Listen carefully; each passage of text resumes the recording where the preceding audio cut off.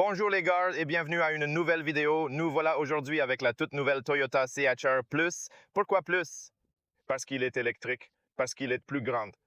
Il est environ 16 cm de plus, il est environ 11 cm plus long sur l'empattement et il est également quelque part environ 4 cm plus large. Cela signifie qu'il a plus d'espace à l'intérieur de la voiture. Il a une meilleure sensation de conduite car l'empattement est un peu plus long, donc à grande vitesse, etc.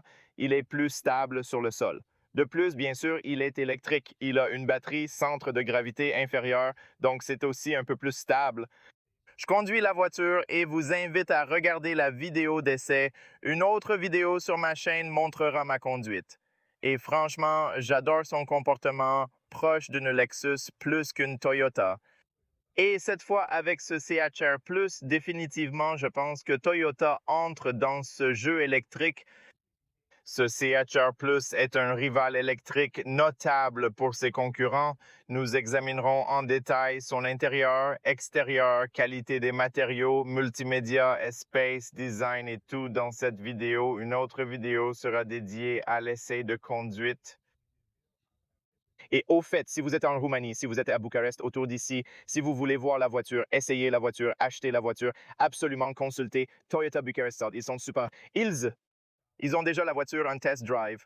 Ils ont tous les nouveaux modèles de Toyota, alors vérifiez-les absolument. Il y a tellement de choses à dire sur cette voiture et je suis assez excité par cette CHR Plus parce que je pense vraiment que c'est une bonne voiture. C'est agréable d'être conduit et vous savez, la qualité des matériaux, c'est génial. Et quelque chose que je n'ai pas vu dans aucune autre vidéo, personne ne te le dit et je ne sais pas pourquoi. Et je ne sais pas pourquoi Toyota ne fait en quelque sorte pas de publicité pour ça. Mais regardez ça les gars, ils vous proposent 10 années de garantie ou jusqu'à 1 million de kilomètres. Au moins ici en Roumanie, je sais en Allemagne, habituellement c'est 15 ans de garantie. Je ne suis pas sûr si tu es d'Allemagne, écris-moi dans le commentaire qu'est la garantie là. Mais en Roumanie, au fait, c'est jusqu'à 1 million de kilomètres 10 ans ou 1 million de kilomètres. Je ne sais pas si tu peux le voir clairement. Juste là, c'est juste fou. Bien sûr, dans une certaine circonstance, tu dois aller faire le service chez Toyota et des trucs comme ça. Mais mec, je veux dire, tu sais, 10 ans ou 1 million, tant que vous allez chez Toyota chaque année et que vous vérifiez la batterie ou tout ce qu'ils veulent faire, c'est fou.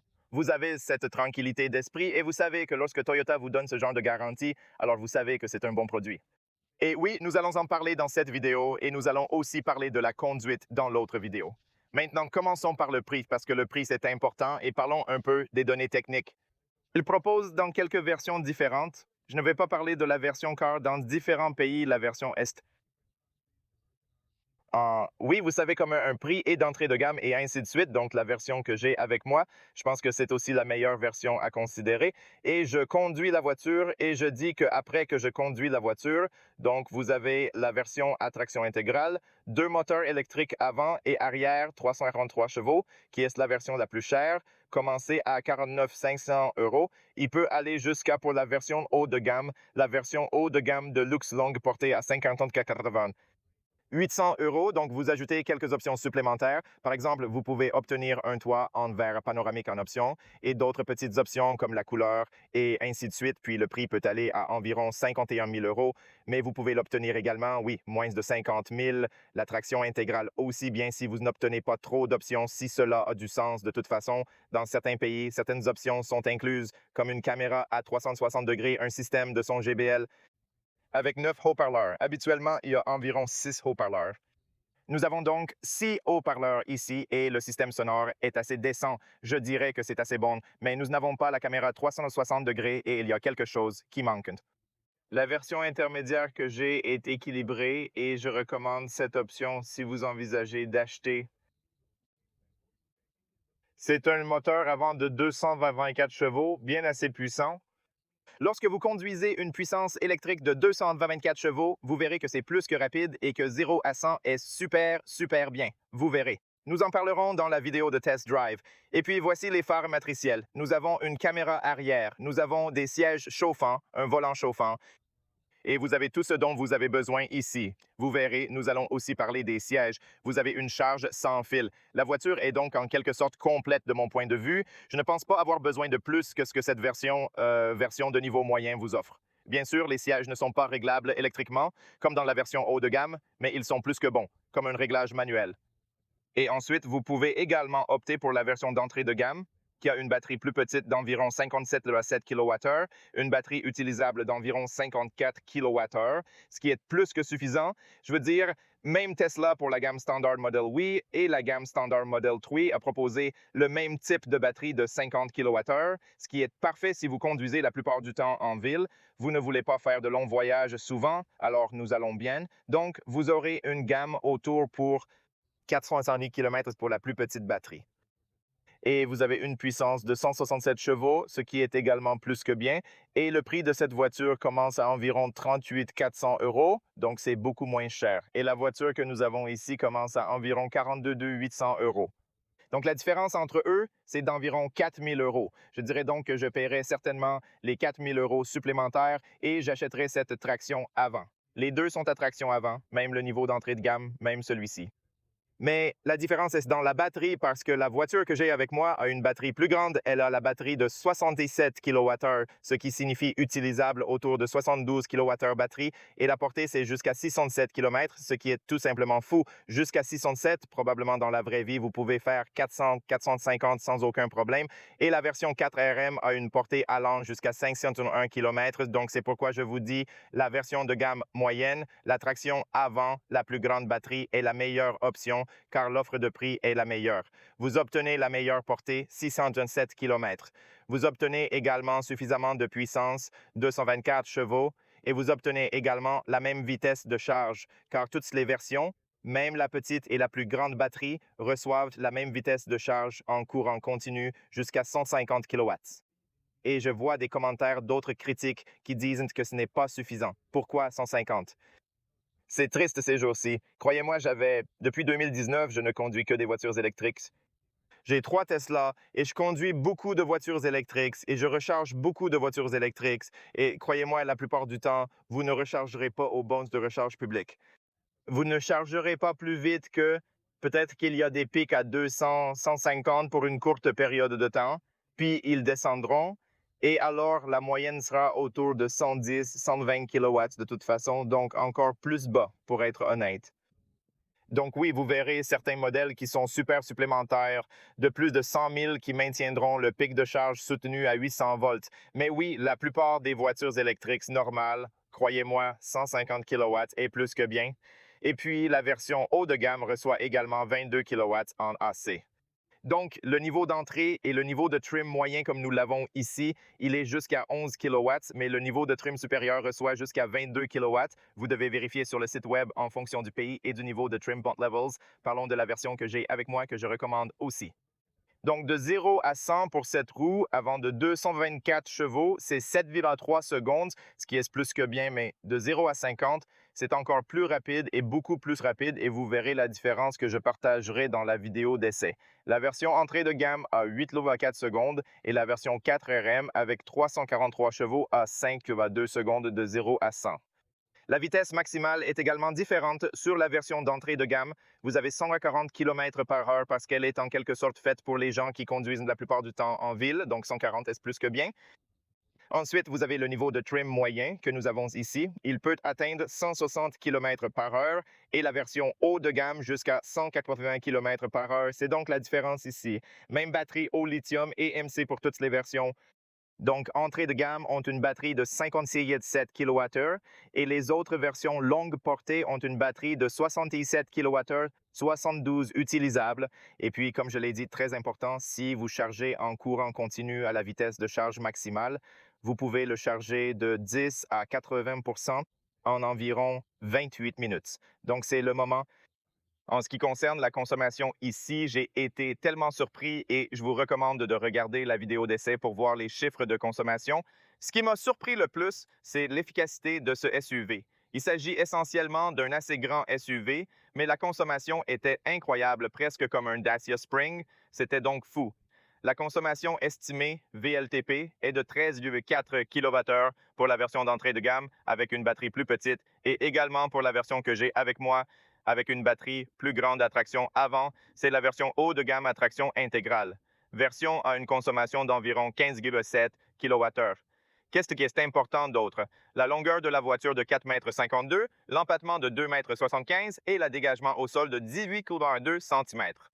L'espace dans le coffre 416 litres, nous en parlerons et je vous montrerai dans une seconde. Le poids de la voiture dans cette version que j'ai avec moi, 1885 kg. Le haut de la version de gamme à traction intégrale ont 2010 kg et la version d'entrée de niveau 1810 kg. Donc, ce n'est pas une énorme différence entre la version d'entrée de niveau et celle-ci. Donc, je ne sais pas pourquoi, mais oui, ce n'est pas la grande différence. Vous pouvez aussi tirer une remorque avec système de freinage jusqu'à 750 kg, mais seulement avec cette version, avec une batterie plus grande et aussi avec le système de traction intégrale, vous pouvez tirer une remorque avec système de freinage jusqu'à... Si vous souhaitez vraiment tracter une remorque, optez pour la version à transmission intégrale. Sinon, suspension MacPherson indépendante à l'avant et double barrette à l'arrière. Sur toutes les versions, la même suspension. Nous en parlerons parce que je les aime vraiment. Maintenant, je veux vous montrer le niveau d'entrée en ce qui concerne les sièges. Vous verrez les sièges que nous avons ici. C'est exactement comme au niveau d'entrée, le tissu avec cuir, mais vous pouvez aussi obtenir celui-ci.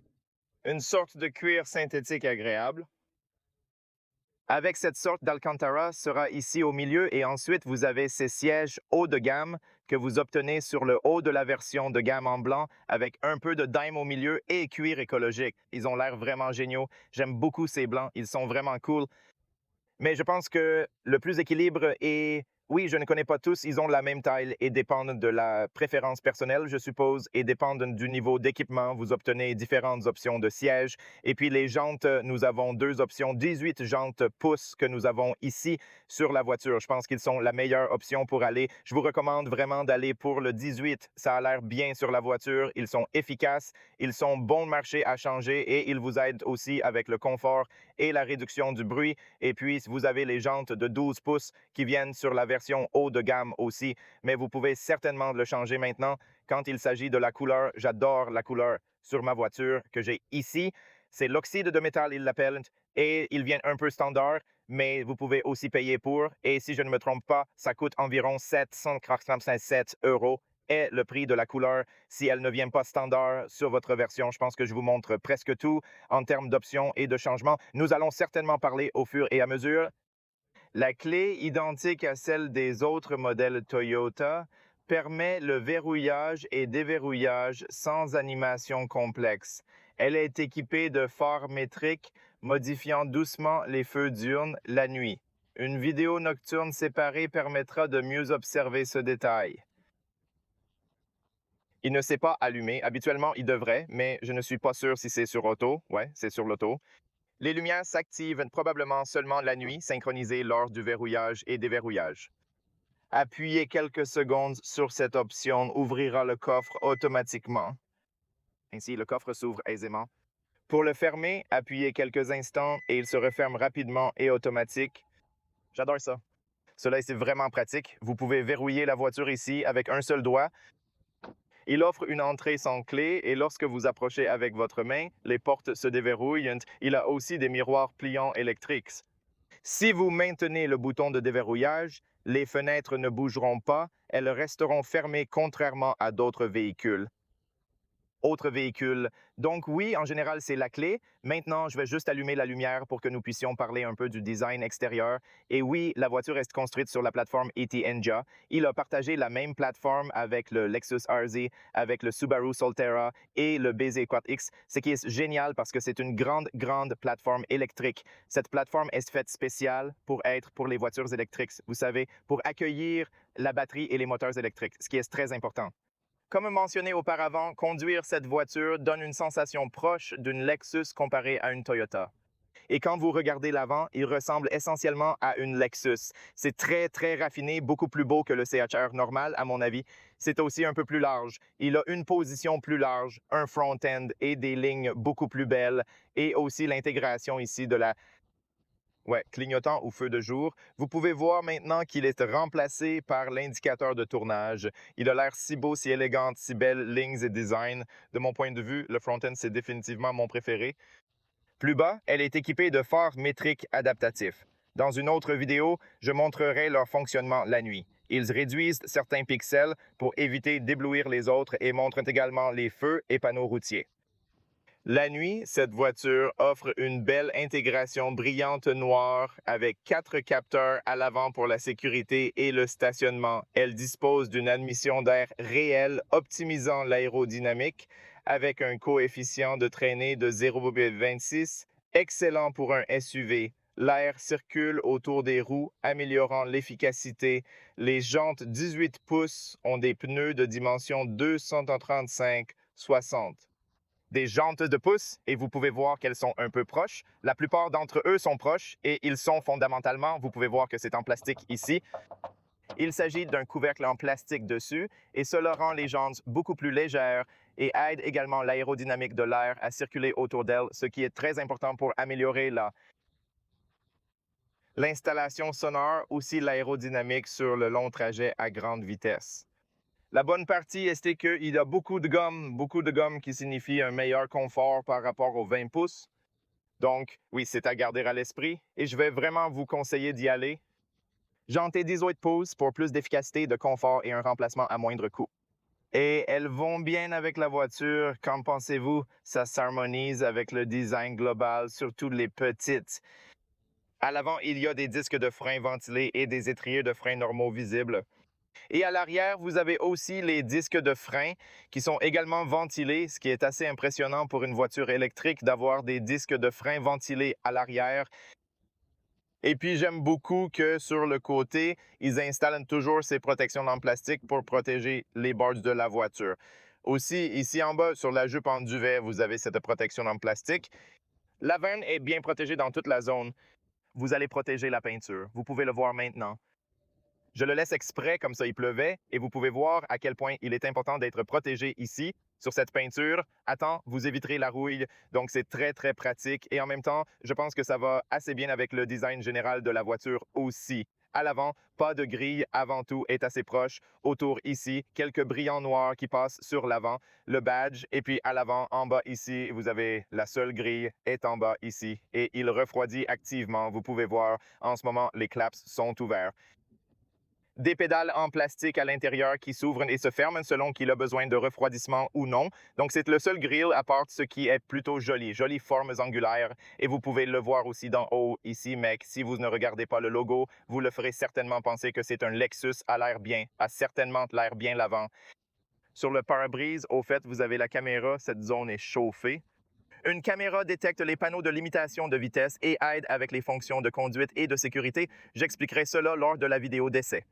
Je vais reculer un peu pour vous montrer une vue plus claire du côté de la voiture. Vous pouvez voir le design. C'est une sorte de design coupé. Vous voyez à l'arrière, il descend pour améliorer l'aérodynamique et il ressemble tellement à un Lexus RZ. Il ressemble davantage à un Lexus RZ qu'à un CHR de base normale, même s'il a certains éléments. Ouais, un peu identiques. Mais la bonne partie est que l'empattement 11 cm plus long, cela est très important pour la stabilité et la vitesse de croisière au moins. Maintenant, en allant à l'arrière, vous pouvez certainement voir qu'il est assez différent du CHR thermique. C'est fondamentalement différent. Je ne suis pas une grande fan du back-end. C'est assez carré. Vous voyez, c'est un peu carré et plus large. La partie supérieure semble similaire à la CHR classique, mais la partie inférieure diffère notablement avec un design plus carré et robuste. Et oui, il a une certaine position sur la route.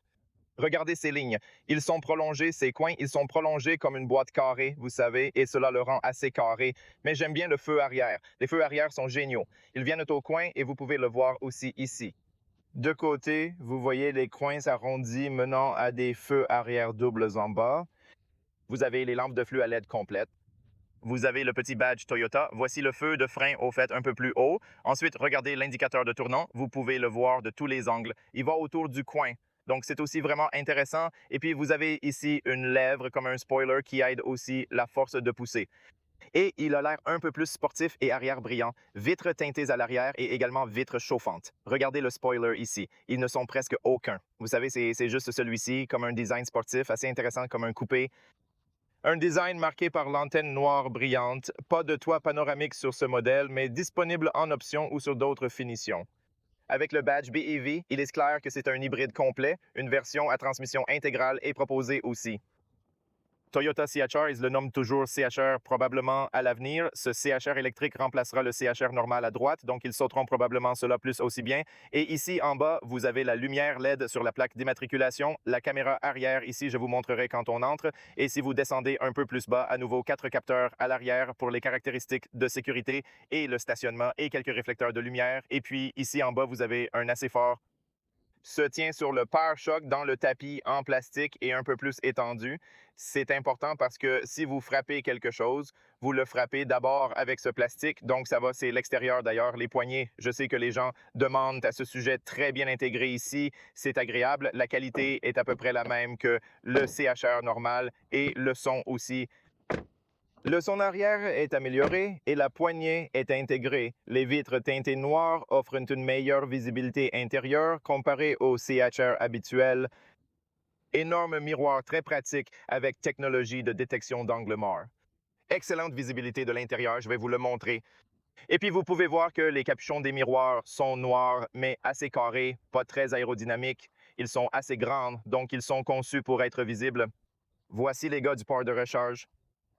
Il est très proche du conducteur devant. Vous avez le AC jusqu'à 22 kW sur la version d'entrée de gamme 11, puis le DC pour tous jusqu'à 150 kW. Vous pouvez le charger de 10 à 80% en environ 28 minutes. Donc, toutes les versions plus ou moins là-bas. Donc oui, en général, c'est ça, les gars. Qu'en pensez-vous? Vous aimez ça? Que pensez-vous de l'extérieur? Je pense que c'est plus beau que le CHR. Au moins, l'avant, c'est magnifique. Attendez et voyez. Cela vous impressionnera sans aucun doute. Et au fait, l'indicateur de tournant sur l'autre, mais je vais vous montrer ici parce que nous sommes ici. Vous pouvez donc voir l'indicateur de tournant ici. Très petit, mais plein de LED et il est visible la nuit. Maintenant, arrêtons les lumières et laissez-moi vous montrer sous le capot. Ici, vous ouvrez le capot et vous vous attendriez d'une voiture électrique à avoir un peu d'espace de stockage. Sous le coffre, il est très simple de l'ouvrir depuis le milieu ici. Il y a une certaine isolation ici, un certain amortissement sonore, mais c'est manuel. Voici la mise en page. Je pensais trouver plus d'espace ici, comme dans d'autres voitures électriques, mais apparemment, vous avez juste l'onduleur, le système haute tension et le moteur électrique là-bas. Et ici, vous avez le liquide pour le refroidissement, le liquide pour les essuie-glaces. Voici la batterie de 12 volts juste ici à l'avant. Et la façon dont ils conçoivent et disposent les choses ici, ils ressemblent assez à un moteur à combustion interne. Cela sera beaucoup plus facile à entretenir, à être entretenu par les personnes qui travaillent déjà sur les moteurs à combustion interne. Alors oui, sinon, regardez ça. Et vous avez aussi un réflecteur ici. Je vois comme aux États-Unis avec jaune. Très sympa. Allons à l'arrière tout de suite. Allons dans le coffre et appuyons sur son bouton. Porte de levage automatique incluse dans cette version. C'est de l'ouverture, environ 40 à 20 litres dans le coffre. Je dirais que c'est plus que bien pour la taille de la voiture. Vous pouvez voir ici la façon dont c'est l'entrée. C'est assez grande entrée dans le coffre. Il y a du plastique à l'entrée. Vous avez environ 1 cm de profondeur ici, presque un sol plat, ce qui est utile. Au fait, ici haut, vous avez 2 boutons pour verrouiller et pour fermer et la poignée. Attention à vos mains, ne les mettez pas ici en fermant, cela pourrait être risqué. Sur le côté gauche, vous avez un espace de stockage. Vous avez des crochets ici dans les coins, aussi ici. Et ce qui est très important, et j'ai été tellement surpris de voir quelque chose de cool que vous ne trouvez pas dans toutes les voitures électriques, c'est cette prise AC 220 volts. Il est de 1500 watts, ce qui est ce fou impressionnant. Regarde ça, vous avez une prise. Chargez votre ordinateur portable ou préparez du café où que vous soyez. Alimentez vos appareils électroniques grâce à la batterie. Une lumière LED est incluse, mais le tronc n'est pas totalement plat. C'est comme commencer un peu plat, c'est descendre. C'est comme s'incliner un peu comme ça, tu vois. C'est vraiment intéressant. Et aussi en dessous, vous avez un espace de rangement où vous pouvez mettre des câbles ou tout ce que vous voulez mettre ici. Un espace reste disponible pour le kit de réparation. Et tu peux sortir ça. Posez-le et gagnez approximativement 10 cm supplémentaires. Et puis celui-ci, vous le sortez, le mettez plus bas et abaissez un peu le sol pour ajuster. Et c'est une approche intéressante et facile. Ces matériaux légers conviennent bien à une voiture électrique. Pour consommer moins d'énergie, vous voulez rester léger. Replier les sièges là-bas se fait avec un ratio 60-40 et c'est assez simple. Vous le faites à partir d'ici, juste comme ça. Vous pouvez également ajuster les sièges et je vous montrerai dans une seconde. Et puis vous le poussez vers l'avant et maintenant vous avez presque un sol complètement plat. Ce n'est pas 100% plat, il va un peu plus haut, mais vous l'avez presque plat. Donc, de mon point de vue, je pense que c'est plus qu'un bon espace ici pour transporter des affaires et vos bagages ou tout ce que vous voulez transporter. De côté, si vous ouvrez la porte, l'entrée est très grande pour accéder facilement. Donc, vous pouvez voir comment cela ressemble aussi de cet angle et vous pouvez voir ici la transition. C'est relativement lisse ici sur les jambes parce que vous avez presque un sol plat ici. Vous avez la batterie là-bas sous le sol. Vous avez presque un sol plat, donc vous pouvez intégrer quelques éléments aussi là-bas. La ceinture de sécurité a son propre espace ici. Généralement, si vous la remettez, cela reste simple. Pas besoin de la maintenir constamment. Maintenant, laissez-moi fermer ça. Et oui, le truc, c'est que j'ai oublié de régler le siège avant dans ma position de conduite, alors faisons ça ensemble. Le truc est que sur cette version, j'ai un réglage manuel. Sur la version supérieure de la gamme, vous avez un réglage électrique, mais la partie intéressante est de regarder à quel point il est facile de le régler. Vous l'ajustez super vite, vous voyez? C'est donc très important pour moi. Laissez-moi l'ajuster un peu en avant. Il est facile à ajuster, c'est l'un des ajustements les plus fluides. Et j'aime ça. C'est en quelque sorte ma position de conduite. Nous aborderons la position de conduite bientôt. Alors allons d'abord à l'arrière. Avant d'explorer l'arrière, observons la porte. Une fenêtre est fixée, peut être pliée, je vous montre. Pas un double verre, mais pliable ici à l'arrière, à l'avant, double verre. Du plastique ici, microfibre, Alcantara douce et agréable dans cette zone. Une poignée, elle est sympa. Boutons et poignées ici, quelques-uns. Grise mat, espace pour un verre, haut-parleur inclus. C'est l'entrée relativement fine, pas énorme, mais relativement fine. Voici l'apparence. 3 noirs, sans verre panoramique, mais disponible en option. Intérieur avec siège version entrée de gamme, similaire sur toute la gamme. Tissu solide et de qualité, un peu de cuir autour des côtés. Correctement conçu et siège réglable inclus. Vous pouvez le laisser sur le dos ou vous pouvez le mettre un peu droit. Et la différence, c'est quelque part environ 4 ou 5 cm. Voilà la différence entre ceux-ci. Espace derrière siège avant avec cuir, pas de plastique. J'aime ça. Allons à l'intérieur. Laissez-moi vous montrer l'espace. Fermez la porte derrière vous. Ici, c'est l'espace et à 173 cm, j'ai amplement de place. Bien que ne pouvant pas totalement étendre mes jambes, c'est confortable. Vous avez un peu d'espace ici, 4 doigts, parce que la batterie est sous le sol, mais ce n'est pas grave. Vous pouvez trouver votre place très facilement. Ici haut sur la tête, j'ai moins d'espace. J'aime environ 4 doigts, dirais-je.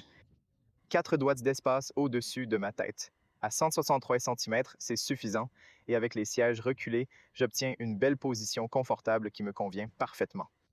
C'est vraiment facile à manier, bien plus spacieux que la version CHR classique. Bonne vue extérieure. Vous avez une poignée, vous avez un crochet, et la qualité sur le toit, c'est bien. Ce n'est pas le meilleur, mais c'est relativement bien. Vous avez ici une lumière LED qui illumine tout l'intérieur.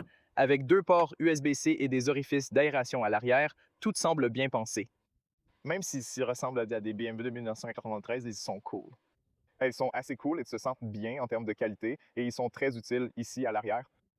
Quoi qu'il en soit, si je veux aller au milieu, laissez-moi vous montrer. Je vais très facilement au milieu. C'est l'espace sur mes genoux. C'est tout à fait bon. Je peux rester en quelque sorte avec mes jambes ensemble. Et aussi sur la tête, j'ai moins d'espace ici, peut-être 3 doigts. Je peux presque complètement étendre ma main dans cette direction. C'est impressionnant. Mais étonnamment, ce n'est pas si mal ici. C'est assez plat, donc je peux rester ici pour moyen. Pour des trajets courts ou moyens, ce sera parfait pour moi vu ma taille. Aucun problème là-dessus. Franchement, j'aime ça. C'est pas mal du tout.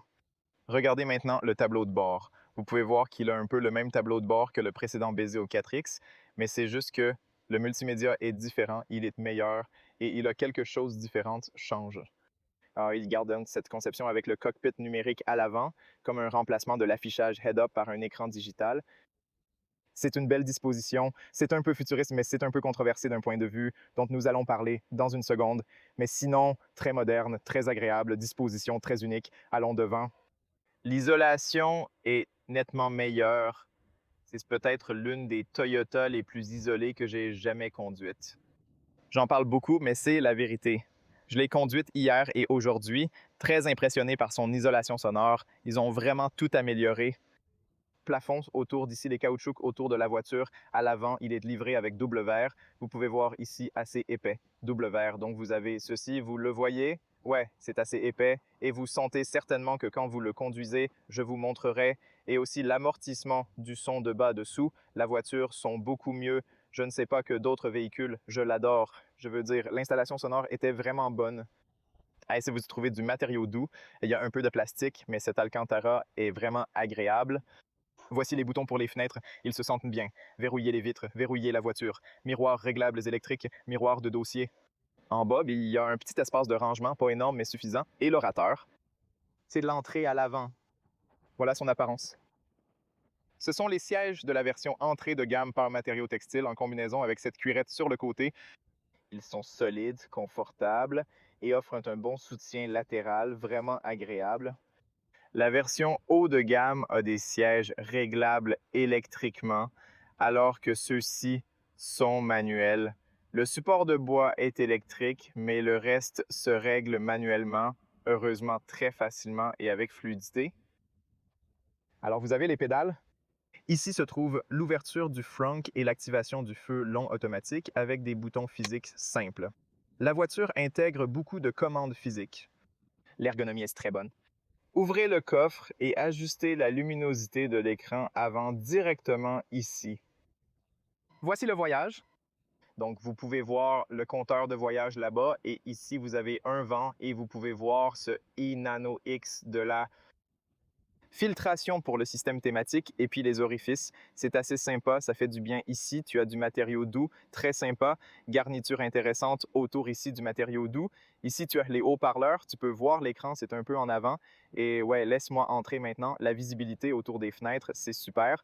Même si c'est fendu ici, donc tu peux penser que c'est un peu un angle mort, mais ce n'est pas, je veux dire, quand je conduis la voiture, je n'ai pas ressenti quelque chose maintenant. C'est pour la première fois quand j'ai remarqué ça, mais sinon, en conduisant, cela ne m'a pas du tout dérangé.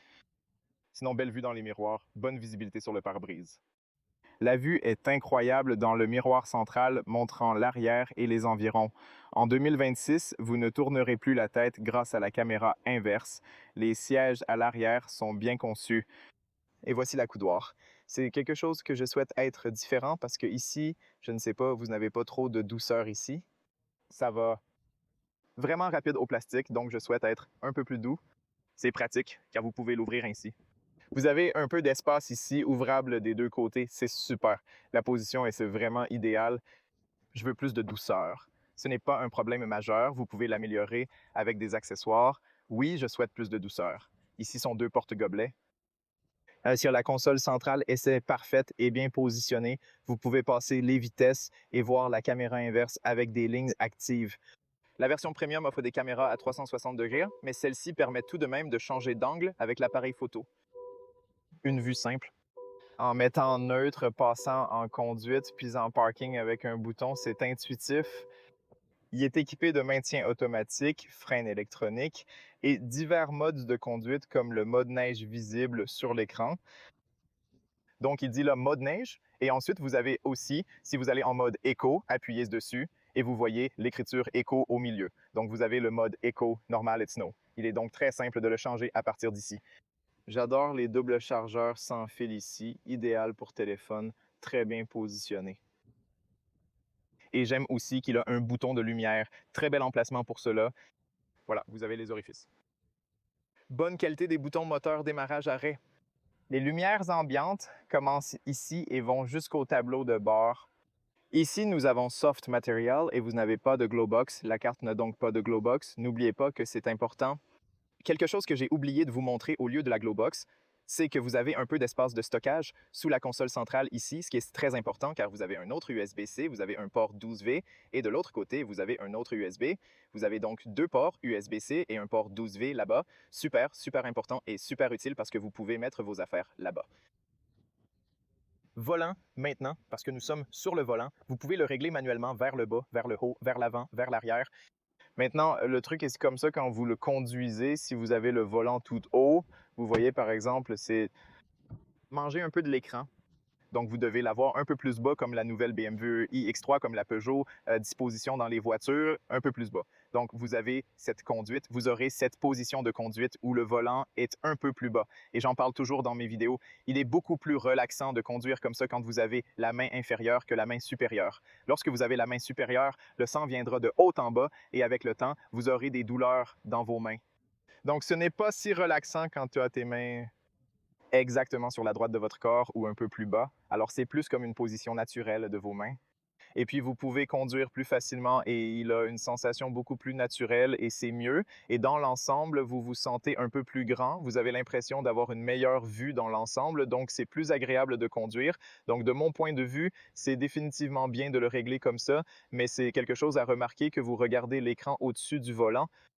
Maintenant, en termes d'écran et de personnalisation, je vais vous montrer maintenant. Laissez-moi zoomer un peu pour que vous puissiez voir un peu mieux. Là devant, vous avez des informations, beaucoup d'informations, en gros, beaucoup d'informations. Vous pouvez donc voir que vous avez la consommation ici. Nous avons ici la vitesse au milieu. Ensuite, vous avez les systèmes de conduite active. Vous le verrez également dans la vidéo de test drive. Avertissement de limite de vitesse ici, énergie affichée. Batterie à 86%, autonomie avec système climatique activé, température, météo, et sur le côté droit, voir d'autres paramètres. Je vous montre. Si nous revenons comme ça, vous pouvez voir la consommation là-bas. Lors du dernier trajet, voyez ce qui se passe avec la voiture quand les systèmes actifs sont activés. Dans le test drive, état de la batterie et informations du pilote affichées, ainsi que les erreurs éventuelles de la voiture. Alors c'est tout. C'est relativement simple, mais vous avez toutes les informations dont vous avez besoin. Vous avez un capteur qui lit votre visage ici. 2 capteurs scannent votre visage pour indiquer l'état de fatigue. Okay, c'est un point à noter, avec la possibilité de le désactiver via l'écran. Les pédales sont intéressantes. Elles permettent de régler la récupération d'énergie. Passant en mode drive, voyez comment ajuster le niveau. Difficile de bien voir sur l'écran, mais je détaillerai pleinement leur fonctionnement. Vous avez environ 5 niveaux de récupération. Je vais détailler dans la vidéo et montrer son fonctionnement. Ensuite, voici le bouton d'alimentation, la poignée et un microphone. Ce micro me plaît beaucoup. Et voici un miroir avec des lumières LED super bien. Laisse-moi te le montrer à nouveau, j'ai oublié de zoomer. Il y a une poignée, un microphone, une lumière LED et un miroir. Et voici des microphones et au centre, nous avons une LED que vous pouvez activer individuellement. Airbags et autres infos. Vous avez vu le miroir. Maintenant, passons au raccourci pour le dégivrage. Donc, vous pouvez voir les boutons de dégivrage sont ici et ici, qui sont des boutons physiques. Vous avez le bouton de volume qui est bien intégré et la roue de volume qui est ici intégrée. C'est très sympa. Ça a l'air plutôt cool. J'aime la façon dont il l'intègre ici et c'est très simple à changer. Donc, même si vous n'avez pas de bouton physique sur le système de climatisation, je pense que le fait qu'il l'ajoute ici à l'écran est plus que parfait. Vous pouvez aussi le laisser bas comme ça et vous avez toujours sur l'écran cette vitesse d'évacuation, AC, température, dégivrage. Donc, vous avez tout ce dont vous avez besoin. Si vous voulez l'étendre, nous avons aussi les sièges chauffants ici. Vous avez le volant chauffant juste ici pour positionner ou automatique. Et ensuite, vous avez aussi la position de l'air ou l'air pour aller. Et puis, vous avez la synchronisation et le siège assis pour le passager. Au centre, le menu climatique peut être développé. Quelques paramètres ajoutés. Et puis, nous avons aussi ce menu supplémentaire que vous pouvez étendre. Et ici, dans ce menu supplémentaire, vous pouvez voir toutes les fonctionnalités de sécurité, une sorte de raccourci pour les fonctionnalités de sécurité. Vous pouvez activer ou désactiver toutes les fonctionnalités de sécurité. Tout est ici à portée de main et c'est important. Maintenant, je peux soustraire cela et nous pouvons commencer par la navigation ici. C'est la navigation de la voiture qui est fondamentalement la même, mais cette fois, ça fonctionne beaucoup plus rapidement. Le même graphique qu'avant, comme sur d'autres modèles, mais ça fonctionne beaucoup plus rapidement. Il était beaucoup plus réactif, même si ce n'est pas la meilleure carte du marché. Une fois la destination définie, elle s'exécute rapidement et inclut les stations de recharge. Pour rechercher une borne, appuyez simplement ici et la connexion Internet trouvera les bornes autour de vous. Et une fois que vous en trouvez un, vous appuyez simplement dessus et vous verrez qu'il se charge relativement rapidement. Et une fois qu'il est chargé, il est bon et facile de comprendre où la direction vous mène. Donc oui, de mon point de vue, c'est plutôt bien. Pas le meilleur du marché, mais plutôt bon. Maintenant, aussi dans le coin ici, La partie cool est que nous avons cette icône où vous pouvez désactiver l'avertissement de limite de vitesse. Très simple, simplement en appuyant dessus comme ça. Très cool. Je vais remettre ça au premier niveau. Avançons, vous avez accès aux médias, aux paramètres FM et à la connectivité téléphonique. Je montre la connexion avec Android et Apple CarPlay dans une autre vidéo. Le véhicule inclut des systèmes d'assistance au conducteur avec de nombreuses fonctionnalités de sécurité. À partir de ce point, toutes les fonctions de sécurité peuvent être activées ou désactivées selon vos préférences. Alors, vous avez le menu ici, une sorte de menu Applications, puis vous pouvez naviguer également sur le web. Et puis ici, sur les paramètres, nous avons le « ou ». Attendez, je veux vous montrer ici. Je veux terminer ici sur le véhicule. Les systèmes d'assistance au conducteur et les données de consommation de voyage sont disponibles. Planifiez simplement votre recharge avec le calendrier ici. Toutes les versions incluent une fonctionnalité intéressante. Pompe à chauffage, pompe à chaleur, même la version entrée de gamme. Et il est également livré avec batterie préconditionnée. Vous pouvez donc préconditionner la batterie à partir d'ici, ce qui est très important. Et vous pouvez également choisir de lien de précondition de la batterie vers la navigation. Donc, si la voiture sait que vous allez à la station de recharge, elle démarre la précondition. Planifiez directement ici un vrai atout aujourd'hui. Pression des pneus et personnalisation. Ici, sur la personnalisation, vous avez des compteurs, vous avez des lumières, vous pouvez choisir les phares, à quel point être sensible. Vous avez ici l'éclairage, combien de sensibilité à l'ajustement et à l'adaptation. Par exemple, s'il y a un peu de lumière, alors il commence à fonctionner, pas seulement quand il fait très sombre. Vous pouvez choisir comment vous voulez la voir. Ensuite, sur l'éclairage, nous avons la lumière ambiante qui peut être liée au mode Drive pour un meilleur contrôle. Donc, lorsque vous le mettez en mode Eco, vous aurez une couleur verte ici ou en mode normal. Vous êtes libre de choisir parmi diverses couleurs disponibles comme rouge, magenta, rose, violet, bleu clair et turquoise. Vous avez la possibilité de personnaliser la couleur à votre convenance ici, ce qui est vraiment intéressant. Et un peu plus bas, nous avons Welcome and Goodbye, Safety, Safe Exit Assistant et oui, la luminosité. Concernant les commandes de porte, vous avez la liberté de sélectionner vos préférences pour le verrouillage et intégrer certains paramètres supplémentaires. Ici sur la charge, vous pouvez choisir le courant de charge, la limite de charge, afin que vous puissiez choisir combien charger la batterie et aussi en courant continu et le refroidissement de la batterie ici. Vous avez également cette case à cocher, donc c'est cool. Ensuite, nous avons la pression des pneus, vous l'avez déjà vu, certains réglages ici, le système de climatisation et vous avez aussi l'utilitaire ici. Très sympa. Dans les paramètres, vous pouvez connecter votre téléphone via Bluetooth, gérer les paramètres d'accessibilité, de date, d'heure, de clavier, de langue et d'unité. Vous pouvez le changer à partir d'ici, Wi-Fi. Vous pouvez connecter l'auto au Wi-Fi. Affichage, voici l'écran avec tous les autres paramètres. Nous avons le son et les médias. Ici, vous pouvez vérifier, modifier les paramètres du système de son et ainsi de suite. Et puis, nous avons les paramètres de navigation qui sont assez bons, assez utiles. Vous pouvez modifier tous les paramètres à partir du système de navigation ici. Et il y a beaucoup de paramètres. Voix, recherche et personnalisation du véhicule visible sur l'assistance conducteur. Vous avez quelques paramètres supplémentaires ici et ils vous aident également dans différentes assistances à la conduite proactive dans différentes situations, assistance à la décélération, anticipation des obstacles, cela fonctionne parfois. Et je vais vous montrer dans la vidéo d'essai de conduite protection contre le dépassement accélération et vous voyez qu'il a beaucoup de systèmes d'assistance intéressants. Réduction de vitesse de courbe, c'est cool. Atténuation de collision avec avertissement ajustable, tôt ou tard. Alors elle vous prévient. Volume, synchronisation du support et plus encore. Puis la notification ici. De nombreux réglages incluent données concessionnaires, mises à jour logicielles et paramètres utiles. La voiture pourra bientôt accepter des mises à jour logicielles automatiques. Donc, de toute façon, en général, je pense que je vous montre la plupart de toutes les gars. Je ne sais pas si j'ai raté quelque chose, mais demandez-moi de toute façon si j'ai raté quelque chose de mon point de vue assez simple mais solide. En même temps, il a plein de bonnes choses, mais le plus important, c'est que c'est vraiment agréable à conduire et je peux m'arrêter de vous dire que même si je vous recommande de regarder la vidéo d'essai de conduite, mais c'est agréable à conduire, il a des matériaux de assez bonne qualité, c'est une voiture assez solide, dans l'ensemble, il a un prix assez décent et si vous regardez la gamme, si vous regardez la puissance, si vous regardez comment il conduit l'espace et le fait qu'il a 10 ans ou 1 million de kilomètres de garantie qui dit beaucoup sur ce nouveau CHR+, les gars. Si vous êtes à la recherche d'une voiture électrique, je vous recommande au moins d'aller faire un test drive et puis voir. Commencez, je suis sûr que vous serez impressionné.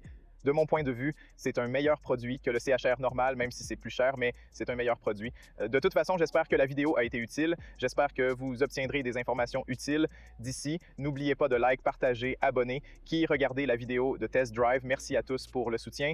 Et si vous voulez voir la voiture, si vous êtes autour de la Roumanie, certainement regardez la Toyota Bucarest Sud. Ils sont super sympas, ils vous aideront avec tout. Donc merci de regarder. Restez en sécurité et à bientôt dans le prochain bail, les gars.